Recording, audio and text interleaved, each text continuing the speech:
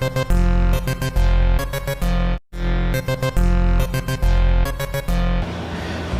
hello. Welcome back to this channel. Andito na naman po tayo sa ating Criminology Gabay Kaalaman. Ito na naman po ang inyong lingkod, Coach Ed Montalba. At this point in time, guys, we will try to discuss some other topics in legal medicine. Okay? Particularly, ang pag-uusapan po natin ngayon, yung pagkakaiba po ni Rigor Mortis at saka si Cadaveric Spasm. Okay? Kasi marami pong nagtatanong na ano po yung pagkakaiba ni Cadaveric Spasm at saka ni Rigor Mortis po. Okay? Ang tandaan po natin, no, pag sinasabi po nating Cadaveric Spasm, though this is also the stiffening of the muscle, pero ang tandaan po natin, ito pong Cadaveric Spasm, this is one of those three factors that simulates Rigor Mortis. Isa po siya sa tatlong mga factors na kagaya or gumagaya doon sa Rigor Mortis. Meaning, this is also the stiffening of the muscle. So ito po ang pag-uusapan natin sa ngayon. So there are three factors that simulates Rigor Mortis po. Okay? May tinatawag po tayong heat stiffening, may tinatawag po tayong cold stiffening, at saka may tinatawag po tayong cadaveric spasm. So itong tatlong to po, the muscle will likewise be rigid and stiffened. Titigas din po yung muscle.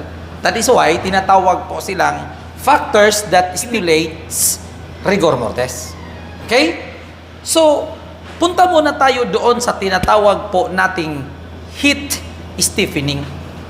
When the dead body po is exposed to a temperatures beyond or above 75 degrees Celsius po, the muscle proteins po will become coagulated. As a result of that coagulation of the muscle will become rigid. Titigas po yung muscle. Okay? Now, when the dead body will experience heat stiffening, more or less po, it will be permanent. Meaning to say, the stiffening of the muscle will be permanent and it cannot be easily affected by putrefaction. Hindi po maaapektuhan yung katawan ng tao, or it cannot be easily be affected by that putrefaction or pagkabulok ng katawan po.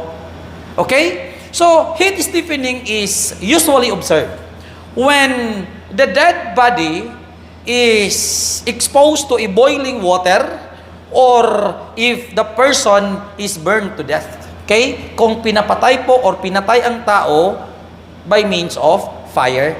Okay? So, ang ibig ko lang po sabihin, no? When the dead body is exposed to heat at above 75 degrees Celsius, more or less, the dead body or the muscle of the body will become stiffened. Hindi po yan rigor mortis. Okay? Heat stiffening po ang tawag po natin dyan. May tinatawag din po tayong cold stiffening. Ano po yung cold stiffening po? Well, opposite po doon sa heat stiffening. Okay? When the dead body is exposed to a refrigerated area, okay? If the dead body andun po sa mga malalamig na lugar, okay? More or less, the muscle of that person or the muscle of that dead body will become stiffened, will become rigid. Pero po, hindi po kagaya sa heat stiffening. Bakit po? Di ba sinasabi natin kanina, yung heat stiffening po, more or less, permanent. Pero yung tinatawag po nating cold stiffening po, the moment that that dead body will be taken out from that refrigerated or doon po sa malalamig or magiginaw na lugar, yung stiffening of na muscle po mawala. Okay? So that is what we call a cold stiffening. Okay? Punta po tayo sa number 3. In fact, this is the main topic po na pag-uusapan po natin ngayon. yung tinatawag po natin na cadaveric spasm. Ano po yung cadaveric spasm? Si cadaveric spasm po, it is sometimes called instantaneous rigor. Ano pong ibig sabihin ng instantaneous rigor? Rigor, from the word instant. Meaning to say, immediately after death, the muscle automatically or immediately becomes rigid. Tumitigas po ang muscle ng isang tao after death. Diretso po natitigas or diretsong tumitigas ang muscle. Why? Bakit po? That is due to extreme nervous tensions or exhaustions and injury to the central nervous system or injury to the chest. Okay? Kung may injury to the chest po yung tao, if there is an injury po in the central nervous system, more or less po, immediately, right away, after death, the muscle of the person will be stiffened po. Okay? So ngayon, ano po ang pagkakaiba? No? Ano po ang pagkakaiba ni cadaveric spasm at saka si rigor mortis? Una po, the number one distinction po, doon po sa time of appearance. Diba? In our previous video, sinasabi po natin doon na yung rigor mortis po will appear not immediately after death. Tama ho ba? The rigor mortis, if you still remember, will appear 3 to 6 hours after death. Pero, si cadaveric spasm po will appear immediately after death. Okay? Now, so that is the number one distinction po. Okay? Uulitin ko po. Si rigor mortis will appear 3 to 6 hours after death, while si cadaveric spasm will appear immediately after death. Okay? Pangalawang pagkakaiba po, yung muscle involved. Okay? The muscle involved. Pag sinasabi po nating rigor mortis, it is the whole or the entire muscle is involved. Lahat po ng mga muscle ang involved doon. Okay? Pero po, pag sinasabi pong cadaveric spasm, it is not the whole muscle that might be involved. Kundi po, specific muscle lang po ang titigas. It is not the whole muscle.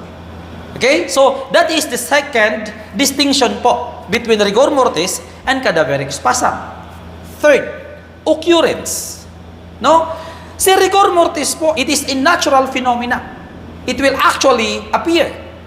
However po, hindi po sa lahat ng pagkakataon na the dead body will experience cadaveric spasm.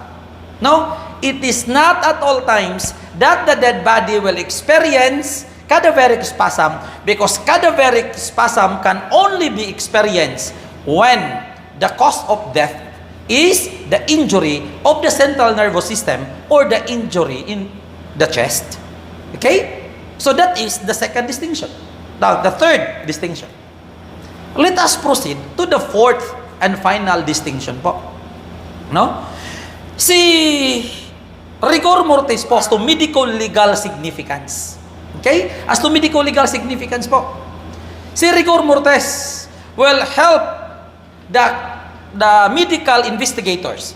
It will help the medical jurist to determine the approximate time of death.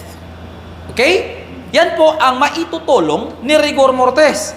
Rigor mortis can help the medical investigators or the criminal investigators to determine the approximate time of death. While cadaveric spasm po, it will somehow help the medical jurist or the medical investigators to determine po the cause of death. Kung ano po ang ikinamamatay ng isang tao.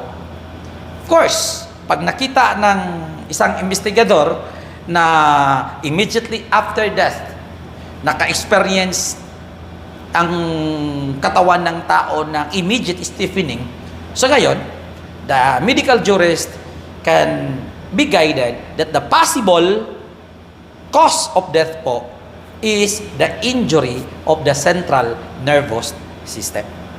Okay? So, yan lang po ang pagkakaiba ng rigor mortis at saka yung tinatawag po nating cadaveric spasm. Guys, yan lang muna sa ngayon. I hope you learned something from that short clips. Okay? So, guys, until next time, please do follow me in this channel, subscribe in my channel, and hit the notification bell.